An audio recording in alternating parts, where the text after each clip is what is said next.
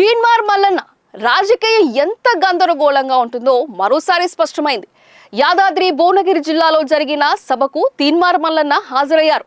Protocol ప్రకారం ఆయనకు పిలుపు వచ్చి ఉండొచ్చు, కానీ రేవంత్ రెడ్డిపై ఇష్టం వచ్చినట్లుగా విమర్శలు చేసి పార్టీ నుంచి సస్పెండ్ చేసిన తర్వాత కూడా ఆయన ఎందుకు ఆ సభలో పాల్గొన్నారనే ఆయనకే తెలియాలి. పాల్గొనడమే కాదు, ముఖ్యమంత్రి రేవంత్ చుట్టూ తిరుగుతూ ఆయనతో నవ్వుతూ మాట్లాడుతూ తమ మధ్య మంచి సంబంధాలు ఉన్నాయని ఎక్స్పోజ్ చేసుకునేందుకు ప్రయత్నిస్తున్నారు.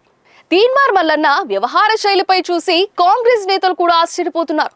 కాంగ్రెస్ అత్యంత ప్రతిష్టాత్మకంగా కులగణన చేపట్టింది.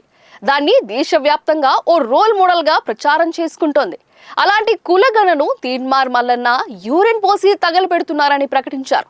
తగలబెట్టారు కూడా. కాంగ్రెస్ పార్టీ ఇమేజ్ డామేజ్ జరిగేలా చాలా పనులు చేశారు. దాంతో ఎమ్మెల్సీ అయినప్పటికీ కాంగ్రెస్ వదిలించుకుంది, సస్పెండ్ చేసింది కూడా.